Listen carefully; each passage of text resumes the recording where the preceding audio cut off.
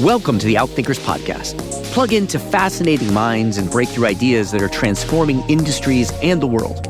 I'm your host, Kyan Krippendorf, founder of Outthinker Networks, a global think tank comprised of corporate strategists, innovators, and entrepreneurs that are shaping the future of business.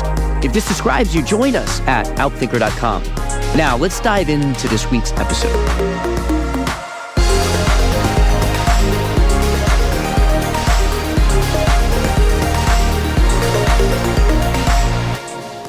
But I think the myth for most people is that risk takers don't have fear. I'm like, no, they're mastering that equation.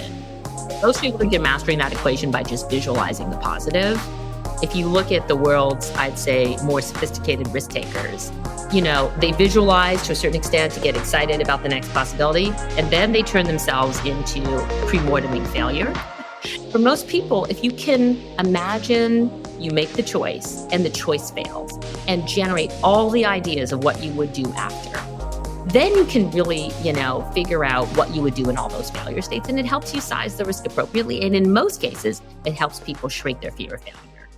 That was Sukhinder Singh Cassidy, leader of the growth and performance of Xero globally. With more than 25 years of experience in Silicon Valley as a CEO, digital leader, and board member, she has experience building and scaling global companies, including within Google, Amazon, Yodlee, Joyous, and StubHub. Working across such a diverse, prominent portfolio of companies has given Sukhinder a unique counter perspective on how leaders and business owners look at risk and reward. Her book, Choose Possibility, Take Risks and Thrive Even When You Fail, sheds light and dives deep into what she's learned in her extensive career as a leader in tech, where risk-taking and volatility is the norm. In this discussion, we journey through the art of risk-taking and decision-making with its intricate interplay of creating a portfolio of bets, understanding variability, and fostering an environment that embraces ambiguity and iteration, something that we particularly need in today's day and age. Sukhinder shares with us the interrelation between possibility and decision-making and how it's too often wrapped up in the myth of the single choice, as she calls it. How taking a big risk often starts with building and evaluating a portfolio of small possibilities, and how you build this. How, as a leader, you shouldn't force people to give you false precision, which often results in failures, plus 3 more mistakes leaders make that inhibit risk-taking and the exploring of possibilities. How the best risk takers aren't successful from an absence of fear, but rather by learning to master what Sukhinder calls the universal risk equation. Ladies and gentlemen, Sukhinder Singh Cassidy. Sukhinder, thank you so much for being on the podcast. It's great to be with you. Thank you so much for having me. We have so much that I want to talk about, from your role as an entrepreneur and that startup, and contrasting that to you being an entrepreneur, you being a CEO, you being on the board. You've done everything from licking stamps to just advising people to lick stamps, right? And all the range in between. But I do want to start with 2 questions that I start my podcast with always. The first is just for us to get to know you a little bit better personally. Could you complete this sentence for me? If you really know me, you know that. If you really know me, you know that I love to bake, knit, and play tennis. And you can get me to cry at a moment's notice by saying something. Wow. Bake, knit, and what was the third one? Play tennis. Play tennis. Awesome. I'm looking for a commonality between them, but it doesn't. There is, but as you say, with regard to career, after the fact, you can thread the logic through, but that's not what gave it to you. Yeah. And what is your definition of strategy? My definition of strategy is like a living, working, rough plan of where you want to head that evolves to go. And tell us more about why you say rough plan. Because life never goes as you want it to. And so, as you know, and many people on this podcast know, you can write a perfect piece of strategy on paper, but it sort of presumes the world is constant and conditions are constant, but that's just never true. And so it looks wonderful and you have a destination, and it's only as you start going that, you get tailwinds or headwinds. Somebody gets off the bus, somebody gets on the bus. What looked easy from afar is hard from within.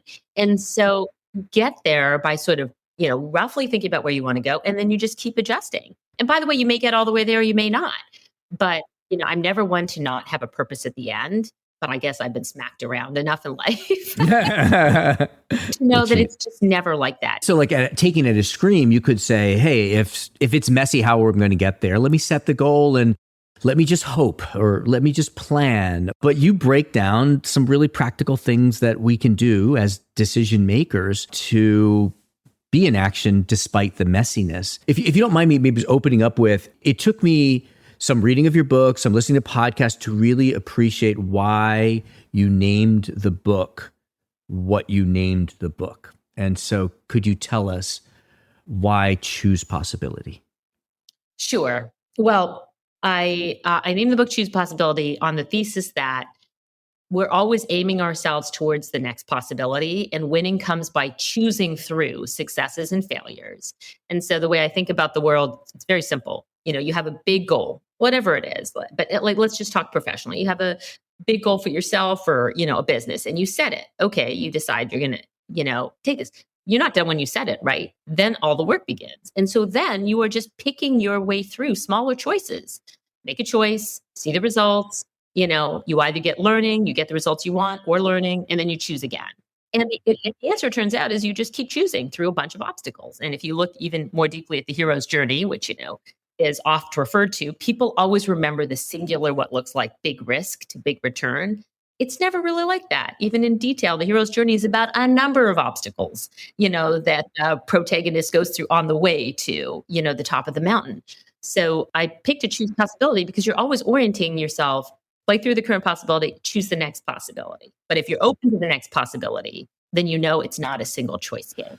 So what is the risk of the myth? So I'm kind of imagining an entrepreneur working in a company, Andy Jassy at Amazon, right? Before he became, as well known to people outside of the tech world as you, he sees this opportunity. I think his Target says, hey, can you run our platforms? And he kind of sees this thing right after the fact. The myth is he saw and he said, we'll do this. And then, aha, it happened. And I understand what's wrong about the myth because it's not, I can see that, but what's the problem with that myth?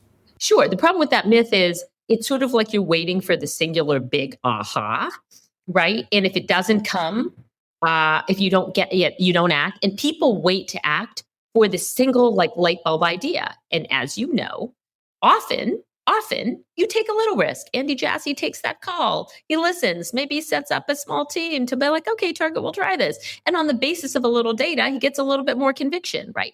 So people always assume somebody made a massive choice and took a massive risk. And often people are choosing a possibility. Maybe it's a small possibility. They get themselves into action. They see the results, right? And they keep choosing their way. And I bet you at some point, Andy Jassy did have to truly take a big risk. Somewhere in there, he went to Jeff Bezos, and I'm sorry, I don't know the story of AWS. I should, but I don't. And said, Jeff, I want $2 billion, right? By the time he did that, I can guarantee he had a bunch of data points. He built conviction. He had iterated his way through a bunch of choices before he made that ask. Oh, and by the way, even in the context of Amazon, no offense, 2 billion, what might be a big risk somewhere else is probably a medium-sized risk for Amazon. Because Bezos would be the first to say, okay, we'll try it. And if we fail, we'll dial back and, we'll shut down and move on. So even our assessment actually of a big risk is often that it's not as big as we think if you can retrofit out of it if it fails. But I think the biggest point is it likely isn't that Andy Jassy rolled in his bed one night and said, oh my God, it's likely that he had an inkling of an idea or it was brought to him by a customer or employee or something. And he started, playing through that idea and getting data points, right? So mostly I think what's wrong with the myth of the single choice, which is what I call it in the book, is many people wait to act until they have a big idea. I'm like, okay, let me just hold on. When I left Google, many people would call me and be like, I want to be an entrepreneur. Sukhinder, I'm at Google, I want to be an entrepreneur. I'm like, okay, a couple things here. Leaving Google is a big choice. You're leaving a lot of money on the table, right? Being an entrepreneur is really hard. So before you make the big choice, why don't you play through a bunch of small choices? And then there will be a day where you have to decide. But that day is not today. If you want to be an entrepreneur, We'll start advising startups. If you want to be an entrepreneur, start a side hustle. If you're not willing to spend 5 hours at night doing it, I'm not sure what makes you think you should go do your day job. If you want to be an entrepreneur, go talk to 10 startups and compare them to each other. But people are waiting for some miraculous big choice or light bulb moment. And I'm mostly like, hey, why don't you start choosing your way through multiple possibilities, take little smart risks, and then one day you might need to take a big risk. And maybe that's a one-way door. Even then, which is an Amazon phrase, one-way doors, two-way doors. Like, can you go through and come back if it doesn't work? So yes. Yeah, and there's research that shows that one of the big barriers for entrepreneurship, and I'm sure it's for entrepreneurs as well, as that we focus on too few ideas. Mm-hmm. And when you have just one idea, there was a French philosopher who said, there's nothing more dangerous than an idea when it's the only one you have. And then you just want to keep driving that idea. Even if you're getting feedback, it's a bad idea. So what advice do you have for someone who maybe recognizes that they're falling into that? How does one generate enough ideas?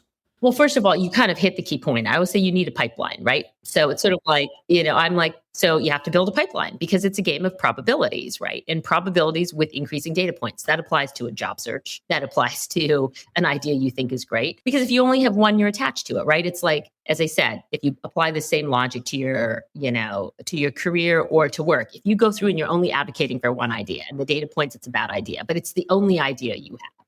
You're singularly attached to it. You have nothing to compare it to. So I think this idea of probabilities is pretty important. Now, by the way, juggling 10 ideas, also hard if you have limited resources. But, this is why you want to brainstorm. Maybe you get down to 2 or 3, and then just be open to getting an action on 2 or 3 and getting data points, right? And then building your conviction. So again, by the time you take a bigger risk, it's a calculated risk. By the way, it might still fail. It's okay. But you're a smart risk taker. I hope the book teaches people to be smart risk takers in favor of opportunity. But mostly, I think the worst kind of risk to take is one risk, and let's just see what happens. I like, and if it fails, well, I'm never taking risk again. I'm like, oh gosh, how about the world of probabilities? Right. Oh my gosh. Yeah. There's 5 questions that come out of that. But let me start with one. Is you just touched on a little bit. How do you know if you have too few or too many? How would you think about knowing? Yeah. Well, look, first of all, again, even the process of idea generation, like if you're inside a company, right? The process of idea generation, get a bunch of smart people in the room who have different perspectives, but experience inside the company. By the way, in a place like Xero, lots of ideas might come out of customer support because every day there are customer problems, right? So make sure you get the right, I'd say smaller set of people in the room who have diverse perspectives, but maybe experience, right? And I bet you 9 out of 10 of the ideas that we generate anyway will be generated from insights about customers or what's already working in the business. So first of all, there's this myth you need to come up with something totally new. Often there's insights in your own business, as you know, about green shoot opportunities, right? So get the right people around the table. I would say, by the way, I don't spend my time brainstorming, spend my time. But, maybe you brainstorm 10 ideas. Look, this is now gut, as a leader, know that you have money to test all 10. You probably need to, brainstorm 10, create criteria. Your criteria might be, what evidence do we have already that this is working even before we put, dollar of effort into it. Grade the ideas. And again, I'm a big fan of, I always think of risks in this, corporate risk and strategy risk in this 3 buckets. It's very simple. Low-hanging fruit type risk, high probability of rewards. They might be small, but you have enough data to know hey, if I just put, I don't know, $1 million more into marketing in this channel or region, I have pretty good evidence that I'm going to get yield. Then there's sort of risks that are fundamentals, medium probability, medium size returns. And then you have sort of I don't know, some people call it your 10% risks, your flyers. I call it obtain glory, ideas that you have no idea if they'll work, but if they worked, man, right? So I think about brainstorming all of them. It's sort of again, the simplest way for me to describe it is college applications with your kid. You go all the way from stretch schools down to safety schools. It's so fun. Maybe you decide you're going to test 3, 1 in each bucket. Again, I think it matters less how perfect you are. This is get to 10, get to 3, figure out how many you can afford to fund in some way, create a time you're going to come back together and look at the results and then go. So, and you can have a thesis that one of those 3 is the biggest yield. And you might be right. The point is just go get some data. So I don't know, that is but I think in portfolios and how many bets. Yeah, but that's really interesting. Yeah, portfolios. And then, as you've written about as well, portfolio managers, they make lots and lots of trades. And, as you diversify, One of my favorite Bezos quotes is, if you have a 1 in 10 chance of 100 times payoff, you got to take that bet every time, but you got to be ready to lose 9 times out of 10, right? Yeah. And then you have others that are 5 in 10 bets or 8 in 10 bets. And that's okay. By the way, that's the bread and butter of like, how you might build yield, right? They're all not 1 in 10 bets. That's what I mean about this kind of big choice or no choice. I'm like, no, there's a portfolio of choices. Right. Yeah. And we do see entrepreneurs and strategists, if they're working inside a large established company, they lean really heavily to those first two buckets. And don't want to spend a lot of time investing in or talking about that other one. You write also about, in order to have a full portfolio, you need to generate a lot of ideas. And what are some, you talk, for example, about having a tribe around you. What do you suggest someone do that maybe recognizes that they need more ideas? They don't just sit in a bathtub, right? What do they do? Well, again, if you're talking corporate strategy specifically, remember we talked about bringing that smart and diverse group into a room. You have to you want a diaspora of types, right? Like I always say, you might want in the room the naysayer and the pessimist. You might want in the room people who are particularly creative. That's okay at a certain stage, right? You want to pull, I'd say, different types of people to give you different lenses in both generating ideas and maybe even rating the downsides of those ideas. But I think that you sort of have to just first create an environment in which you can pull some of the more diverse types of thinkers in the company, again, diverse functionally and maybe diverse by personality type. Somebody like me lives in possibility. My issue is the opposite, right? My issue is I dream up 10 ideas, but we're constrained, so constraint is hard for me. There are other people who can see very clearly what to do inside a constrained environment, but if you're a blank piece of paper, they're just a little lost until you give them thought starters and, and other things. So I think it's about the diversity of the group, the diversity of their tenure, and the diversity of their, I'd say, thinking styles. Maybe definitely in a brainstorming session need some, very creative, I'd say thinkers who are willing to, put that into the mix. Yes. And you as a leader need to create the space for that to happen. Yes. Yeah, you need to. But there's one important thing. I think more than creating space, what I always say to leaders at companies is if you want to create a risk-taking environment, small risk, big, medium big risk, big, whatever that is, you have to understand that you have to let people, not expect people to give you false precision. So this is one of the things that drives me crazy. People brainstorm and then they come out and we need to set a plan that's exactly how much we're going to generate from these ideas. I'm like, this is false precision. Nobody knows. So you can say hey, CEO, I want to take 5% of our resources into 3 ideas. And this one is low probability. This is medium. This is could be a complete whiff, whatever it is. And say so I can give you a range of what I think will happen, but until I get into action, I don't know. So companies also need to expect, depending on the nature of the bet, allowing people to give them a range and volatility. I feel like so many leaders ask for preciseness. And I'm like, come on, guys. You can spend all your time trying to create a perfect forecast. The reality is nobody knows. Nobody. By the way, even on the businesses that run really well, there's still a range of volatility because of all those things we talk about. So I think as leaders, if you want to create an environment, you can't just go ask people to brainstorm. You have to have latitude, whether it's in how much capital for how much return, showing you a range of return profiles, showing you a hypothesis and saying this is what I think, this is what I'm going to measure, but I don't know.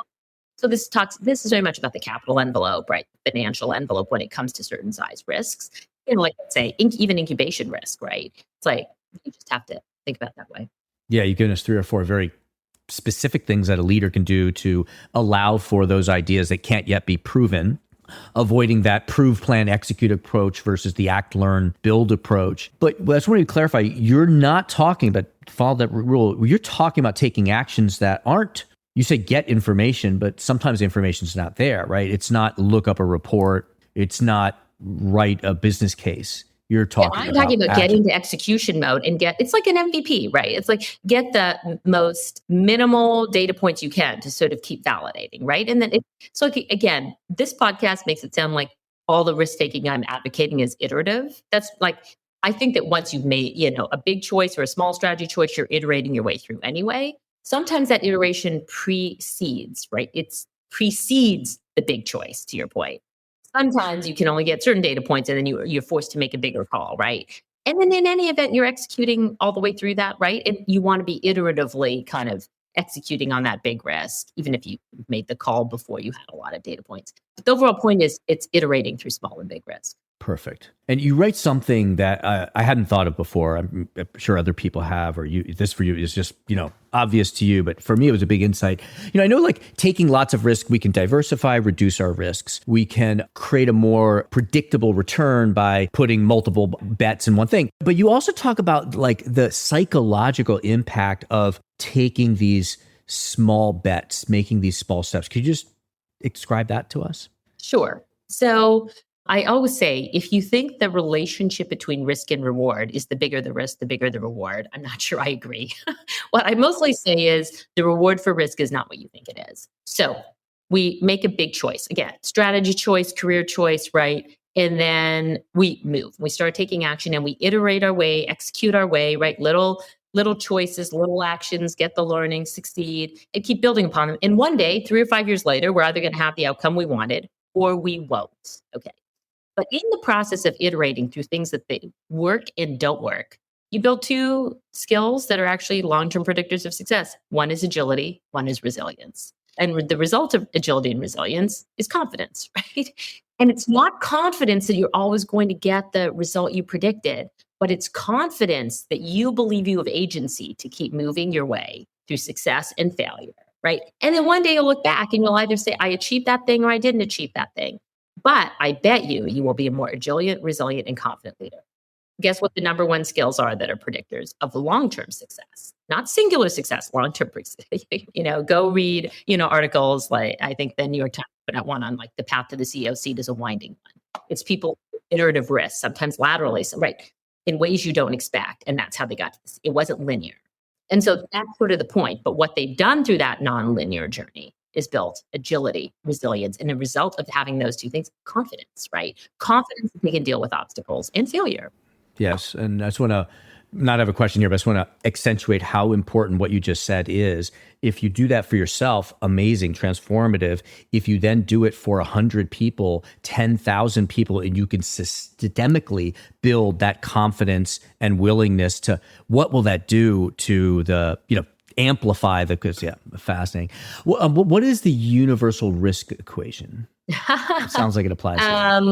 And by the way, just all the way back, not today, but certainly I would say historically, Google was, this is their whole 70-20-10 portfolio of risk-taking, training, risk-taking, and then many, like literally being clear to the company about the bet portfolios, right? Yeah, return and capital now. Anyway, the universal risk equation I think you asked about is there's an equation that I call kind of fear of failure and FOMO. These are things you both know well. If you want to take a risk, you have a fear of failure on the one end, you have FOMO on the other. And if your FOMO, your fear of missing out on something, is greater than your fear of failure, likelihood is you'll act. Okay? Any risk. If your fear of failure exceeds your FOMO, likely as not, you won't act. So it's, FOMO greater than fear of failure equals action, and if the reverse is true, equals inaction. But I think the myth for most people is that risk takers don't have fear. I'm like, no. They're mastering that equation.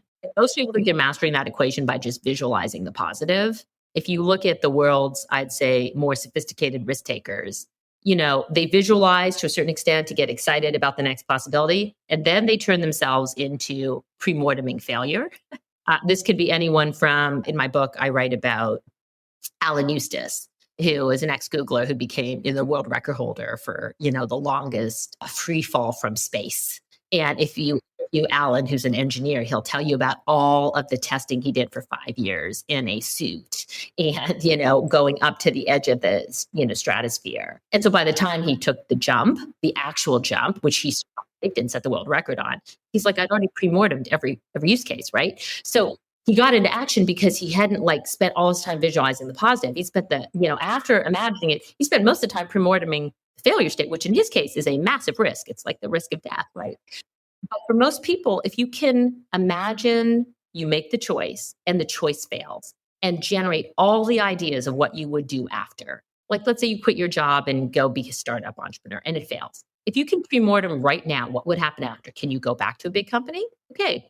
Can you, start playing it all out? Do you have a spouse who has an income? Okay, then you can really figure out what you would do in all those failure states. And it helps you size the risk appropriately. And in most cases, it helps people shrink their fear of failure to get low enough to act. both because they realize, oh, the risk is not as bad as I thought, or they see how they can mitigate that risk and create that risk asymmetry. And you point out as well that business development people, they do a lot of focusing on what could go wrong. It's like a key success factor, right? It is. I'm like, you're in love with each other on a deal until the time the contract comes. And then turn from a complete optimist to a complete pessimist. If you've ever been in a negotiation with a biz dev person, then they just negotiate the Jesus out of the contract to make sure that every failure state is imagined. And then they come out the other end and you do a deal and you get into action. Yeah. Oh gosh, so much we could go in there. I know we're reaching the top of our time with you, so I'm just going to ask you just one last question. So you are leading what looks like an amazing, fascinating company, Xero, helping entrepreneurs around the globe, and you are scaling rapidly. You've been at a huge company, Google. What can a company do, or what were you going to do at Xero? What can a company do to maintain this kind of agility and experimentation as you get bigger? Right. Well, first and foremost, I want to come back to that comment I gave on Google and the way I talk about things at Xero. I'm like, look, guys, we have a portfolio of bets. In our case, it's countries and products and segments. And I'm like, and there are different states of maturation, and that's okay. Our first job is to your point, look at it like a portfolio, and because that portfolio is what allows you to take low, medium, and high risks. So we talk a lot at Xero as we're, as to investors internally about like, okay, we have a portfolio of countries and products and segments, and we're going to have to place some bets. And some of these are really high probability and some of these are lower probability. We can't place every bet, right? So even like we're constrained in resources. So I think, first of all, just talking portfolio theory, you'd be surprised how much it helps people just size and quantify, right? The different bets one might take. Low risk, low return, low risk, high return, blah, blah, blah. And help them chart it. I think that's one. Number two, as a leader, I keep coming back to it. And then I have a third one. You have to create conditions where people can tell you the variability of ranges on any given bet. It sounds so simple, but it's true. Nothing drives me more crazy when people come in with like a plan on paper and like they spend weeks trying to get the precise number for a forecast. I'm like, You don't know. It's early. Just give me a range so we can plan for the range. Like, you just spend like half as much time, plan for the range, tell me the range, I will accept a range, and then go get into action. Like, because all of this perfecting of your plan on paper that takes weeks, if a leader expects a perfect plan from something with highly imperfect data, I think it's not creating conditions for agility. And then I always say to my teams, it's the most simple one. Take little risks every day. I'm like, if you're sitting in a meeting and, you don't understand something, speak up. It's a little risk. I call that ego risk. What's the worst that can happen? The worst that can happen is, somebody maybe thinks it wasn't the best idea. The best that can happen is so much better. You ask a question that everyone's worrying about. It's a little risk, but it unlocks learning for the whole room. Like if people just took little risks every day, I think they would learn that there's not that much to fear. And then obviously in doing so, even in taking little risks, if you just took a little risk every day, you will build your agility, your resilience, and your confidence. Love it. Oh, love it. Yeah, this is so practical, so specific, and the ripple effect of each of those is profound. I see that. So people should certainly buy your book. You've got a great website associated with the book as well, choosepossibility.com. How else can people continue to learn from you and follow you? You can always follow me on LinkedIn. I wouldn't call myself the world's best influencer. I love running a company and working, at Xero. But when I post thoughts, I post them there. And mostly I hope that the book is pragmatic and helpful for people in like actionable steps to just unlock your own risk-taking muscle. Because the majority, as we talked about, is for upside. Unless you're in a life-threatening situation, most of the risks we contemplate taking every day are for possibility. Wow. Thank you, Sukhinder. Smart, proven, and inspiring. Thank you for being here. Thank you for having me.